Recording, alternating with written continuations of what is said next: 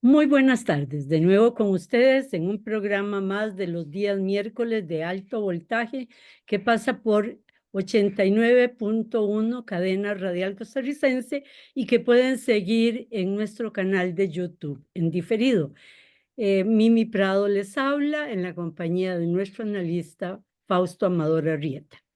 El programa de hoy es Debate Harris versus Trump en un Estados Unidos conflictuado.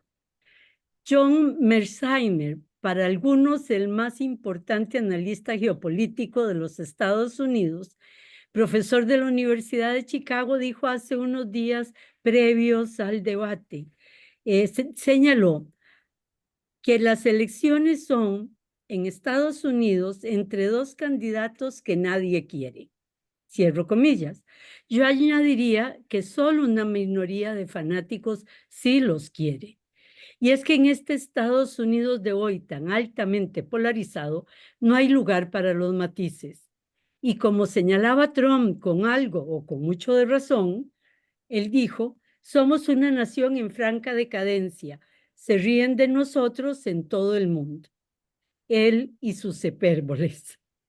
Lo que más destaco del debate fue la excelente estrategia y muy bien manejada y ejecutada por Harris del equipo de campaña demócrata que debe haber incluido a psiquiatras y psicólogos bajo el guión de cómo parar a un narcisista.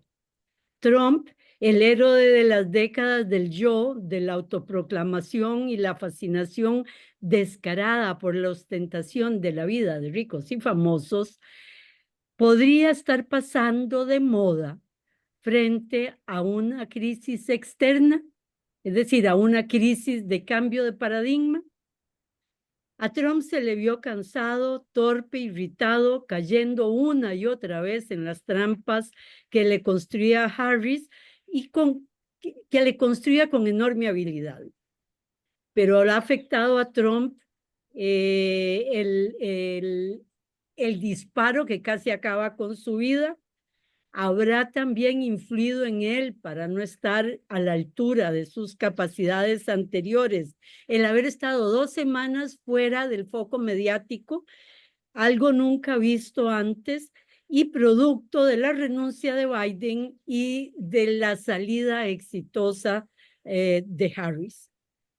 Ella ganó porque en su control de manejo gestual, por su seriedad, por su control emocional, enfrentó a un emocional y descontrolado, perdón, iba a decir Biden, Trump del género masculino. Ella le dio vuelta a la tortilla. Él es el emocional, ella la racional. Pero si somos sinceros, el debate fue muy triste en contenidos y sus posiciones en temas relevantes dejaban mucho que desear para todos nosotros. Y parecía, como me dijo una amiga, dirigido a niños de escuela. Como resultado de este debate, Harris se fortaleció con sus votantes, pero no cambió gran cosa con los votantes al interno de los Estados Unidos. Sigue adelante en el voto popular, pero totalmente empatado con Trump en el voto electoral. ¿Ha cambiado algo? Algo, es que sería increíble más en las elecciones en Estados Unidos, la salida de apoyo de Taylor Swift a Kamala Harris. Su llamado al voto y a que se inscribieran, porque en Estados Unidos hay que inscribirse previamente al voto, generó un 35% más de gente inscrita. Pero lo increíble, un 115% más de inscritos de 18 a 20 años. ¿Llegará esto al voto? Ya veremos. Alan Lichtman, científico que sin mirar encuestas ha predicho cómo van a quedar todas las encuestas en Estados Unidos en las últimas décadas, manejando 13 factores claves que él desarrolló junto a un matemático ruso, dijo que iba a ganar Harris estas elecciones. Lenin había dicho que hay décadas en que no pasa nada, pero que hay semanas en las que pasan décadas. Y a veces un hecho solo es tan importante, no es solo, un hecho solo no es tan importante, pero las réplicas que se suceden sí lo son. Creo recordar que hace un programa, no sé, Fausto, si fue hace uno o dos programas, que yo dije al final que a Trump no le iban a dejar ganar las elecciones los neocon y los halcones de la guerra. Bueno, en estos días pasó de nuevo un atentado, un intento de asesinato contra Trump. Esta vez hecho por un reclutador de voluntarios, mercenarios, para la guerra de Ucrania. Seguiremos esperando las réplicas para ver cómo nos señalan el futuro. Buenas tardes, Fausto. Muy buenas tardes, Mimi. En lo esencial, prácticamente dijiste todos los temas de este debate. Yo voy a tratar simplemente de ir un poquito más lentamente sobre el tema. Y lo que te referiste del nuevo atentado que se le acaba de hacer a Trump, no solo es un reclutador, sino que él mismo es un mercenario supremacista blanco que estuvo en la misma Ucrania. Y bueno, segmentos rusos vinculan este intento al gobierno de Zelensky. Pero bueno, no ese es el tema. El tema es el debate entre Harris y Trump en un Estados Unidos realmente conflictuado. Las elecciones siempre han despertado un enorme interés y es apenas natural que así sea. Es la nación hegemónica indiscutida en el mundo y los resultados de sus elecciones están preñados de consecuencias para todos. Este fenómeno de los debates televisivos comenzaron en 1960 en la campaña de Nixon contra John Kennedy y desde entonces han sido puntos culminantes del interés público, aunque se ha visto que tienen un impacto prácticamente nulo en los resultados electorales.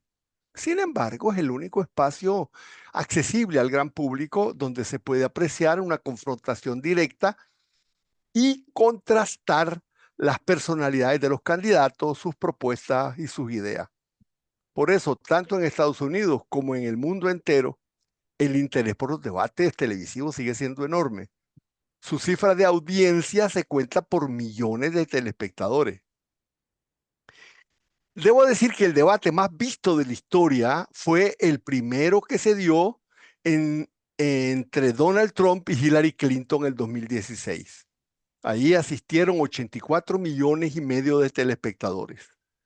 Cada uno de los tres debates lo ganó contundentemente Hillary Clinton y después perdió las elecciones.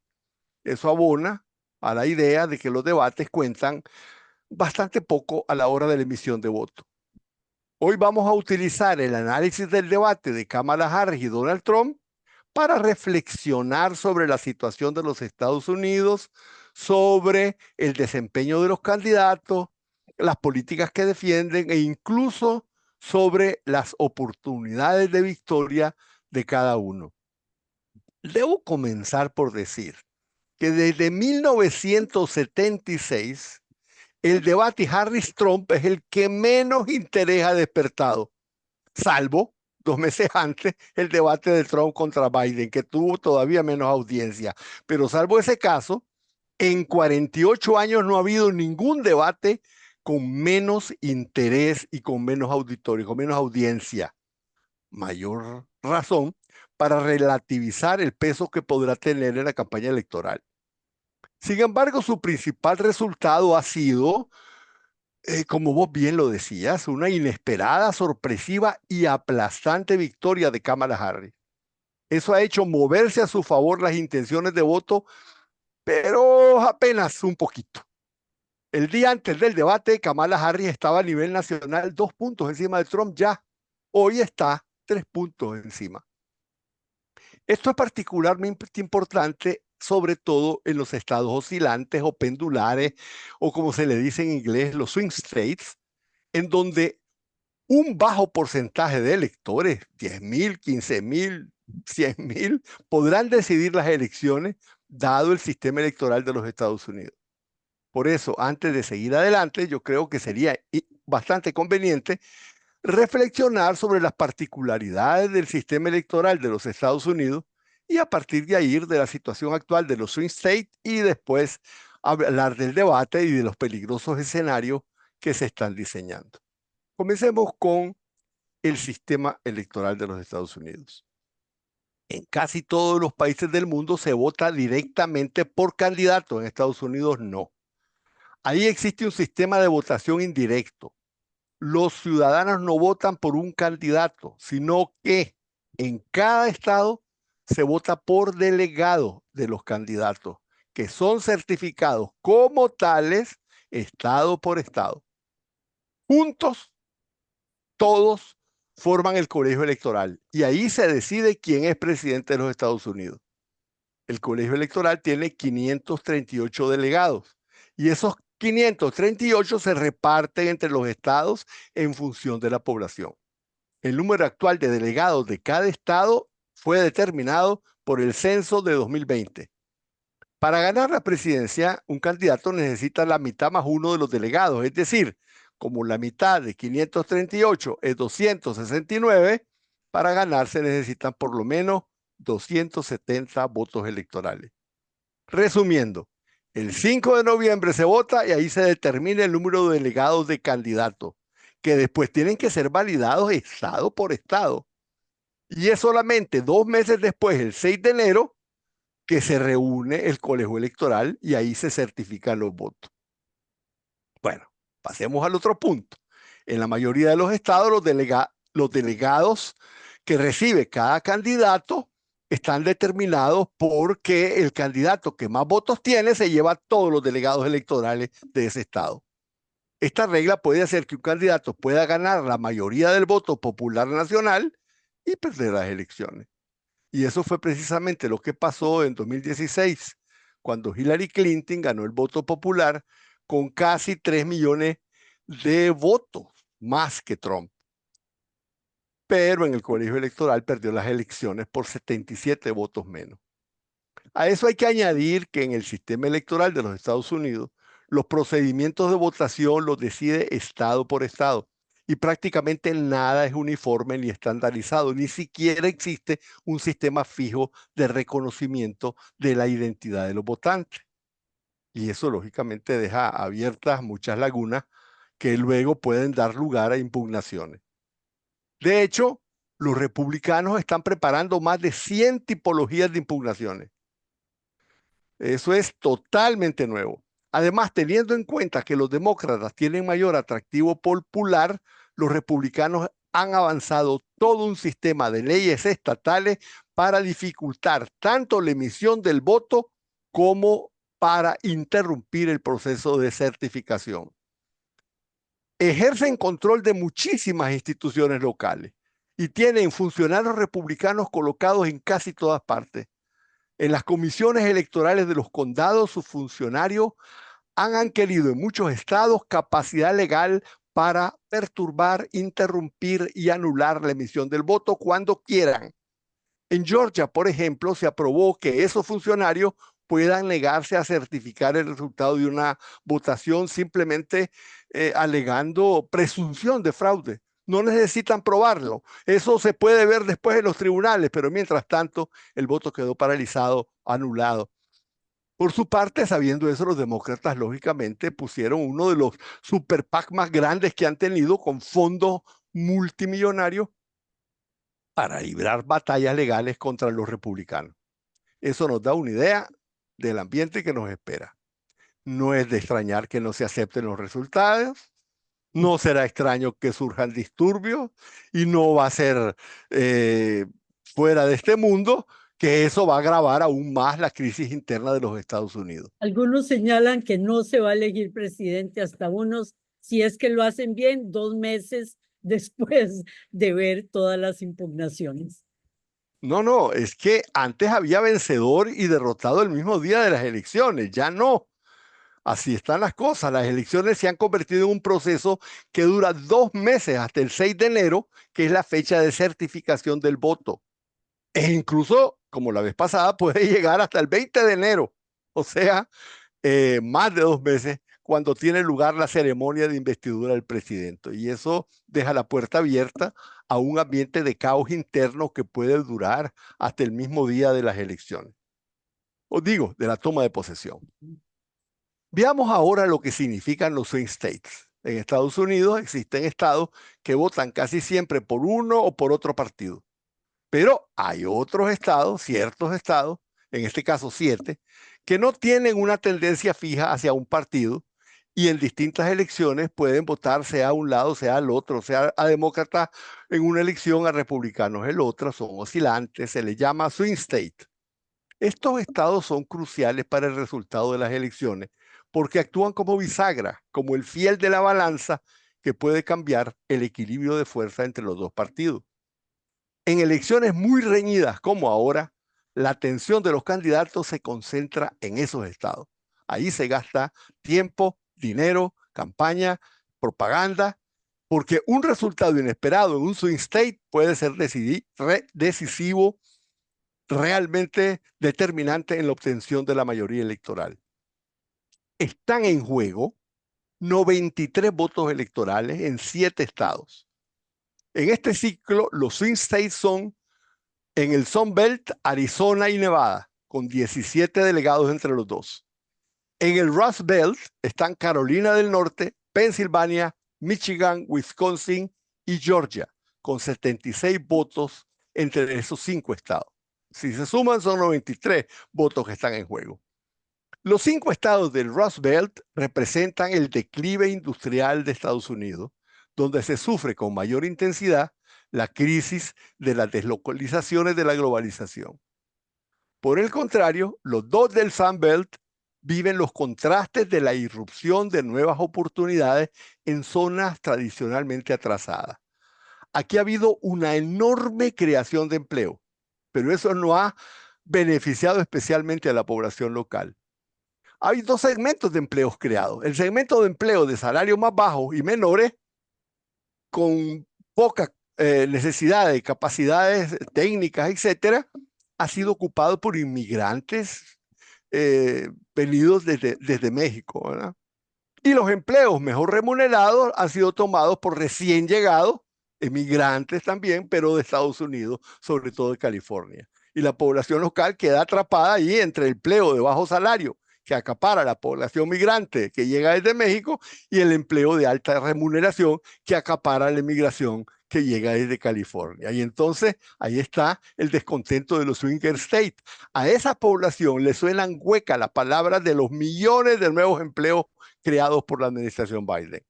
De una forma general, señala Bloomberg que durante la administración Biden prácticamente todo el aumento de nuevo empleo se ha producido entre los trabajadores nacidos en el extranjero. Bueno, en los días posteriores al debate presidencial del martes pasado, creo, la vicepresidenta Kamala Harris aumentó, aunque muy poco, una muy estrecha ventaja sobre Donald Trump en prácticamente todos los swing states. En Georgia, Arizona y Carolina del Norte, los dos están empatados, con 48 votos de intención de votos cada uno. En Pensilvania y Michigan, Harris supera a Trump por 1 punto. En Nevada, por 2 puntos. En Wisconsin, Kamala Harris tiene una ventaja de 3 puntos. O sea, La son única países. creíble, la única que es real, porque sale del margen de error. No, no. En Wisconsin sigue dentro del margen de error de las encuestas, que es de 3%. De esos datos puede deducirse que la campaña para las elecciones presidenciales de noviembre próxima va a ser una de las más reñidas de la historia reciente. Bueno, al inicio, con Biden mentalmente disminuido, las encuestas daban a Trump una ventaja, y aún así pequeña. Sus márgenes oscilaban entre el 2 y el 4% contra Biden. Pero cuando Biden se retiró de la campaña después de su desastrosa actuación en el debate contra Trump, la irrupción de la vicepresidenta Kamala Harris como candidata demócrata le dio vuelta a la tortilla, pero es una tortilla muy pequeña, ¿verdad? Alteró completa la dinámica de la contienda y pasó de que Trump estaba encima 2 puntos a que antes del debate Kamala Harris estaba 2 puntos arriba. Pero aún así hay que comprender que antes del debate había un 30% que decían que no sabían mucho de Kamala. Y entonces Kamala estaba realmente en una necesidad bastante fuerte de una excelente eh, ejecución del debate. El debate presidencial confirmó el impulso inicial que tenía Kamala. En el voto popular, Harris está ya a 3 puntos por delante de Trump. 49-46, chequeé hoy en la mañana. Pero eso todavía es preocupante. Recordemos que en septiembre de 2020, Biden tenía la cómoda ventaja de 7.3 puntos por encima de Trump. Los estrategas demócratas dicen que si Harris no aumenta esa ventaja que tiene de 3%, es una receta perfecta para la derrota. El día de las encuestas le daban a Biden una ventaja de 4.5% del voto y estuvo a punto de perder. Y ahora no existe mucho espacio para conquistar votos, porque el número de indecisos es mucho más grande que el que había cuando se enfrentó Biden a Trump. A nivel nacional apenas existe un 5% de indecisos y en los swing states todavía menos. Yo pienso que este es un momento bueno para apartar para que en la segunda Perfecto. parte Fausto, analicemos ¿se el oye debate. mucho la lluvia que me ha tenido preocupada o no? No, nada. Es que enfrento una tormenta acá. Vamos a No, un aquí no hay corte y nada. regresamos con ustedes en unos minutos. De nuevo con ustedes, quedamos en las reflexiones que estaba realizando Fausto sobre el debate entre Kamala Harris y Trump cuando hicimos el corte. Correcto, y vamos a entrar a ver propiamente el debate, pero antes de eso yo quisiera reflexionar un poco sobre el contexto del país frente a esta campaña. Su síndrome más agudo es la división interna multidimensional que sufre y que se refleja en la mayor polarización política que ha existido en los Estados Unidos desde la Guerra Civil en 1860. Decir. Y nosotros hemos hablado varias veces de muchos elementos de esto, pero yo encontré un dato que me pareció relevante. Una de las expresiones más impactantes de esta polarización es el bajísimo porcentaje de matrimonios interpartidarios. Actualmente se casan menos entre demócratas y republicanos que entre distintas. Se nos acaba de parar la imagen. Espero que Fausto me esté escuchando. La frase que iba a decir, ay, vamos a Yo, parar. yo te sigo escuchando. Que ibas a hablar sobre que había más Sí, interraciales que entre partidarios de uno y otro. Claro. existe un 30% de matrimonios interraciales y un 40% de matrimonios interreligiosos, pero existe, Mimi, escuché el dato, 3% solamente de parejas entre diferentes Perdón, partidos. pero ese dato es maravilloso, Fausto. Es Yo pensé, maravilloso. Y hay que yo dije, ¿cómo expresar un país políticamente dividido? Y me encontré que esto es decisivo. Esto es nuevo y parte de la problemática actual. Hace apenas 20 años había un 40% de matrimonios entre demócratas y republicanos. Para mí eso muestra el deterioro de la cohesión social en Estados Unidos. Estas divisiones políticas tienen un alimento en todos los desencantos, inmensas zonas industriales que se han desmantelado, desarraigos de población como no se veía desde 1939, cuando los bancos confiscaron las tierras de los granjeros por deudas.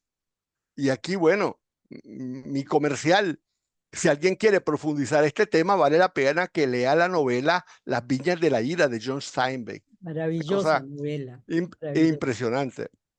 Existen brechas socioeconómicas, territoriales, entre costas y el interior, desigualdades de ingresos, desigualdad de acceso a oportunidades, desigualdad de posibilidades de educación, contrastes hasta en el mismo hábitat, donde el fenómeno suburbano en ascenso social se contrapone a un creciente deterioro de los centros urbanos. Y sobre todo, Fausto, se eliminó el requebrajamiento del sueño americano, el no poder acceder a vivienda y a salud de la mayoría de la población. Y mira, Mimi, estos 10 millones de nuevos migrantes han permitido que no haya gran presión sobre los salarios, porque ellos han dado una oferta extra, pero han hecho una presión brutal sobre los alquileres y sobre las nuevas viviendas. Mimi, en todos los Estados Unidos en promedio ha habido un incremento del 40% en el costo de las viviendas y un 60% en el costo de los alquileres. En un programa hablamos de cómo la gente estaba viviendo en sus carros y en las calles, en tiendas de campaña, por no tener cómo pagar los alquileres. Es correcto. Ningún candidato aborda estos problemas. Veamos entonces directamente el debate. Hay dos maneras de verlo, por su forma y por sus contenidos. Desde el punto de vista formal, el debate fue marcado por la superioridad retórica y estratégica de Kamala Harris. En Brillante. cada, en cada una de las propias debilidades que tenía ella, como inflación, inmigración, guerra de Ucrania, masacre de Gaza, Kamala se escapaba picando la vanidad de Trump. Lo provocaba poniendo emboscadas a su ego y Trump caía en ella y se olvidaba de lo que se estaba hablando, desperdiciaba su tiempo de palabra y perdía las oportunidades de acorralar a Harris. Y Trump quedaba así neutralizado, defendiendo su ego herido y saliendo por la tangente del debate. Y Harris, perdóname que haga la comparación, parecía como una gata que se divertía jugando con su presa. Era, Exactamente. era, Por Dios, era, es una fiscal. Era una fiscal y como fiscal incluso lo ponía donde quería para que se sintiera culpable, ¿verdad? Y se defendiera. En eso la estrategia fue brillante. era penoso ver la facilidad con que Kamala manejó a Trump en el debate. Ese desempeño de Kamala era esencial para ella. Era la gran expectativa del debate, era poco conocida y estaba en su primer debate contra Trump. Y él había dicho Nadie, que ella era tonta, sin contenido y que era incapaz de sostener ni un round de él, ¿verdad? en lo del contenido realmente así pareció, pero obviamente nadie daba un 5 por ella. Esa noche le sirvió a Kamala para mantenerse en el juego, para sobrevivir. Para mí, es muy personal, su misión no era tanto quitarle votos a Trump, sino permitir que los suyos se despertaran al día siguiente con un inesperado orgullo demócrata de tener una candidata de calidad, una De mujer que acuerdo. había humillado a Trump. Ese es mi criterio. Pero bueno, así logró atraer la atención de los votantes demócratas. Ahora se pueden sentir tranquilos de votar por ella. Su excelente preparación de estrategia de debate neutralizó a Trump totalmente de una forma magistral. Yo hago notar que antes del debate, el 28% de los posibles votantes demócratas decían que no estaban seguros si votarían por ella, porque no la conocían. Además, era percibida como extremista. Un alto porcentaje decía que Kamala era izquierdista y que Trump era más moderado. Y aparecía como la candidata, obviamente, de más de lo mismo, si es la candidata del establishment, de la administración. Mientras que Trump era visto como una figura de ruptura, de cambio, qué barbaridad, de cambio para peor. Pero es casi absurdo, pero eso es lo que señalan las encuestas. Y cuando la gente... De nuevo nos detuvimos. En esas comparaciones entre Harris y Trump, la gran ganancia fue de ella, porque incluso el tema de género, su debilidad dio al contrario, fue él el que mostró más debilidades siendo el hombre en el debate. Correcto. ¿Se escucha ya? Ya, perfecto. Kamala cambió la percepción que había de ella. Y como vos lo dijiste, obviamente queda debiendo en sustancia. No convence su continuo cambio de postura en muchísimos temas, desde el brutal daño al medio ambiente del fracking que antes denunció con pasión y que ahora defiende. Kamala dejó un enorme vacío en los factores fundamentales como economía, déficit fiscal, impuestos, inflación, inmigración, gestión de política exterior.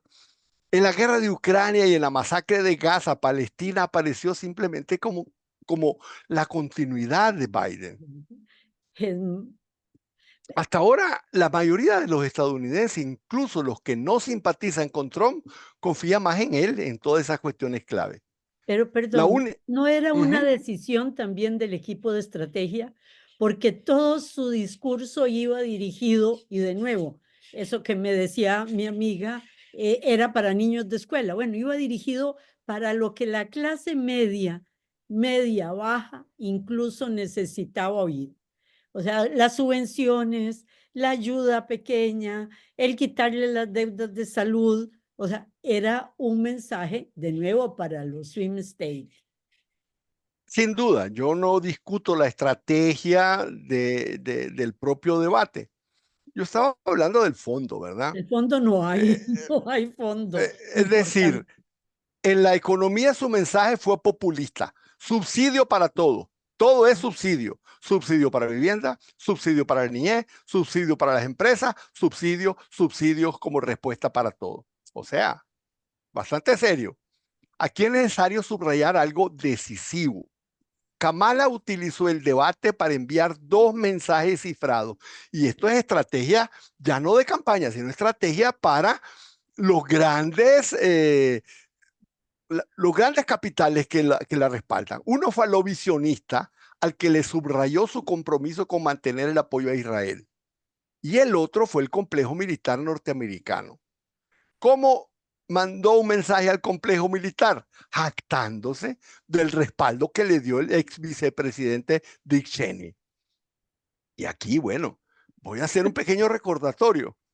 Eh, eh, Dick Cheney, exsecretario de Defensa y dos veces presidente republicano de Estados Unidos, es la figura más sobresaliente de la tendencia neoconservadora dominante. Fue él quien Encantado de inició el Irán. periodo de escaladas bélicas en Oriente Medio. Cheney es responsable de la invasión a Irak. Por esa guerra, el complejo militar industrial premió a Cheney, nombrándolo, apenas salió del puesto de vicepresidente como ejecutivo, como CEO de Halliburton, una de las compañías que más se enriqueció con la guerra de Irak. Cheney inventó el cuento de las armas de destrucción masiva. Cheney ordenó la elaboración de la doctrina Wolfowitz, de la que hemos hablado. Cheney es el responsable del diseño de la estrategia militar central de los neoconservadores. Y que Kamala haya destacado y si haya jactado de ese apoyo, De que se lo robó a Trump, porque de es eso un, se jactó.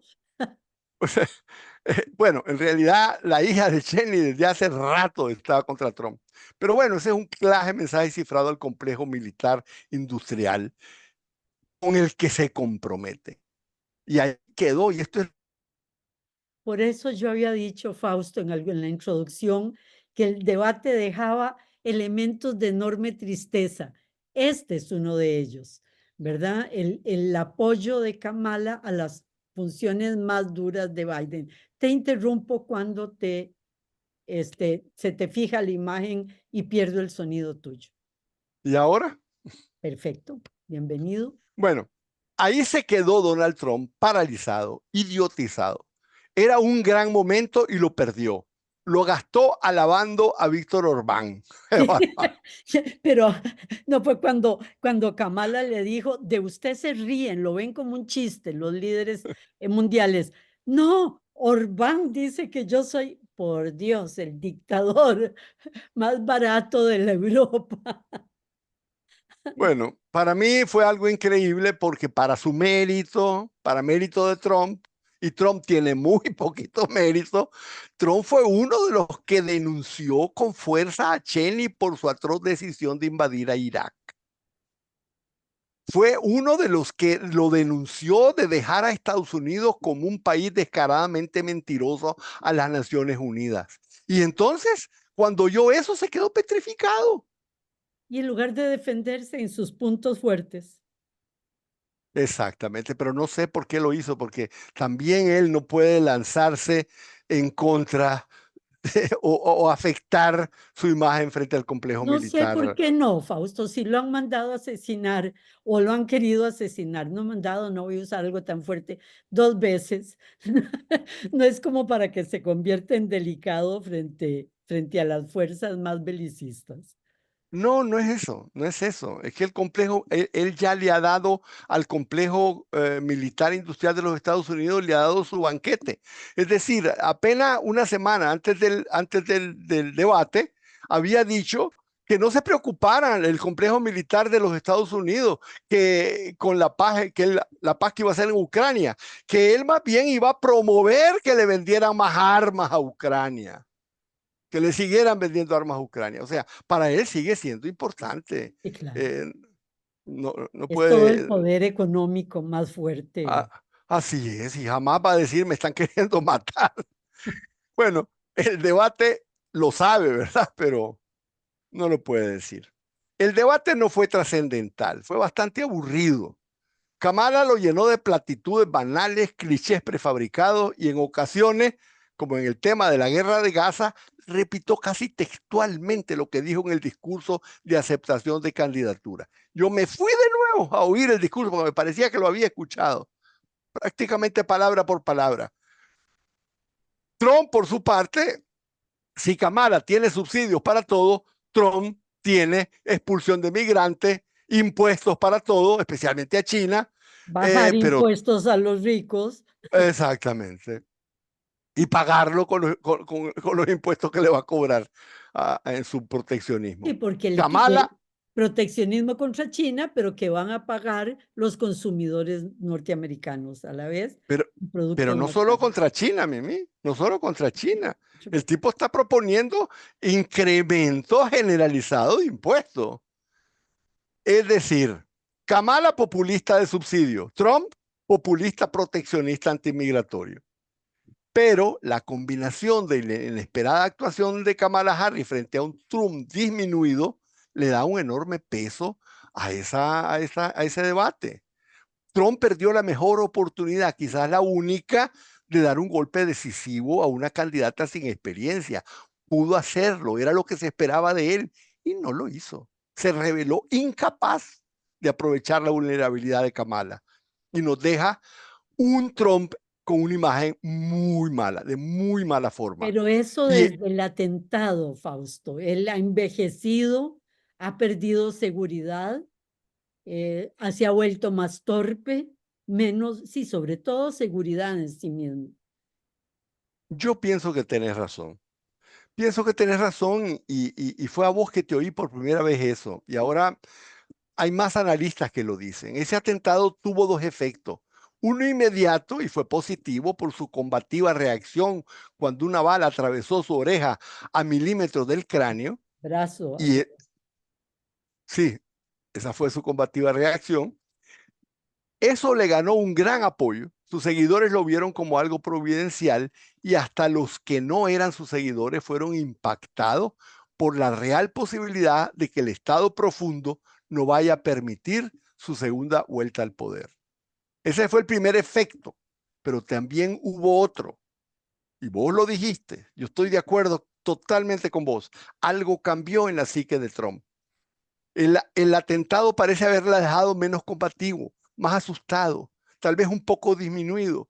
Y entonces, tal vez no haya necesidad de asesinarlo para detener su camino a la presidencia. Pero el nuevo atentado de hace 2 días, realizado por un ex mercenario en Ucrania, parece decir lo nos contrario. dice que las encuestas no están tan seguras para Harris como Para, dicen todos los medios demócratas que están, ¿verdad? exactamente, Mimi, exactamente. Y me encanta que estemos otra vez más, como casi siempre, de Totalmente acuerdo. de acuerdo.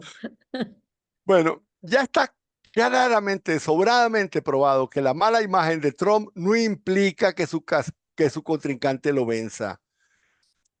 Por otra parte, es impresionante ver cómo la polarización del país es de tal magnitud y las posiciones están tan arraigadas que ni siquiera el atentado cambió la aprobación hacia Trump y ni siquiera el debate cambió mucho la aprobación hacia Kamala. Lo movió apenas ligeramente.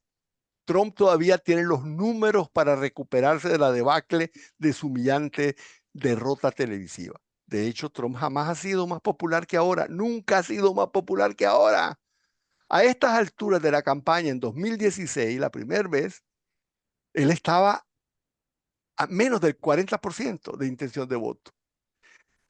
En las pasadas elecciones, en 2020, estaba cerca del 43%, no llegaba. Hoy está ya en el 46%. En ocasiones llega casi al 48%. Es cierto, es cierto. Nunca hubo más antitrumpianos que ahora, pero las victorias de él se han debido casi siempre a una remontada sorpresiva justo antes de la campaña. Esta vez eso no puede repetirse, o eso tal vez pueda repetirse. En realidad, ninguno de los candidatos está ni siquiera intentando responder a los principales problemas del país. Por eso, el mayor peligro de estas elecciones no es la carencia de ideas. El mayor peligro es que sea quien sea que gane el 5 de noviembre, la tendrá muy difícil para lograr la aceptación oficial de su victoria. Y que El todo está rechazo, light, perdón, no, sí, man. no, que todo es tan light que incluso los vicepresidentes son escogidos también en esa línea. Trump antes de Kamala, posiblemente ahí tuvo un problema, pero Vance es escogido para los estados swing, ¿verdad? Pero todo en imagen, no sé, nada es en profundidad ni en lo que van a hacer en el gobierno. Bueno, por lo menos Vance propuso se salió de la casilla que normalmente se le da a los vicepresidentes, que se supone que no se metan en medio de la campaña, y salió con una propuesta de paz para Ucrania. No Exacto. es que esté de acuerdo con esa propuesta de Ucrania, pero te estoy diciendo que en esta campaña el que más sustancia está teniendo, tal como yo había advertido, Pero es J.C. el que Vance. más errores ha cometido también es él. O sea, ha tenido 3 errores, sobre todo hacia las mujeres, tan tremendos que ha adquirido un rechazo ahí preocupante para los republicanos. Sí, sí, es cierto. ¿Mm? De todas maneras, la mitad del electorado va a estar con uno y la mitad del electorado va a estar con otro. Y eso significa que el rechazo seguro de la mitad del electorado dejará un mandato debilitado, y eso agravará la crisis interna de los Estados Unidos en el momento de transición internacional que estamos viviendo, acentuando su incapacidad de revertir el deterioro de su liderazgo internacional en sistemático menoscabo. Y así como los neocon están jugando con la paz y la seguridad del mundo entero en la geopolítica, a nivel interno, matan a Trump y hay guerra civil. Es que no puedan ver consecuencias más allá de un acto de ese tipo, realmente es preocupante. En efecto, Mimi, yo te voy a decir que las visiones independientes que abordan los problemas actuales de los Estados Unidos tienen algo en común: el pesimismo, porque el sistema político ha perdido la habilidad de resolver la maraña de problemas nacionales e internacionales en los que está metido. Cada uno de los aspectos de la vida política, social, económica, cultural de los Estados Unidos apuntan a un nudo de problemas, a un nudo de disfuncionalidades que se entrecruzan y se retroalimentan. Unos conflictos agravan a otros y nadie juega a calmar las aguas. Para ir al tema tuyo, Mimi, de la guerra civil, nadie juega a la moderación. Todos los mensajes son extremos. Existe una especie de preparación psicológica a una expectativa de violencia. Se está preparando para que Estados Unidos esté Esa es la sensación. casi esperando la violencia. Los tonos exaltados de campaña aumentan los riesgos y la posibilidad misma de violencia en el ciclo electoral es un síntoma innegable de otra cosa, el declive democrático del país. Porque si Estados Unidos ha perdido, digamos, the high ground, como le dicen en inglés, la posición alta en el término de moralidad, de principio, cuando se ve cómo actúa en Gaza y cómo apoya un genocidio, a nivel interno, él, que es el adalid de la democracia, está produciendo un deterioro en sus atestados de país democrático, cuando los actores sociales están considerando los medios políticos para resolver los problemas como insuficientes. ¿Estamos a tiempo, Fausto? No, todavía no. Ok. Bueno, sí, yo creo que sí. Es que el mío señalaba ya tiempo. Muchas gracias, Fausto, y a todos ustedes por acompañarnos el día de hoy. Nos vemos y nos oímos el próximo miércoles. Muchas gracias. Buenas Buenas tardes, Mime.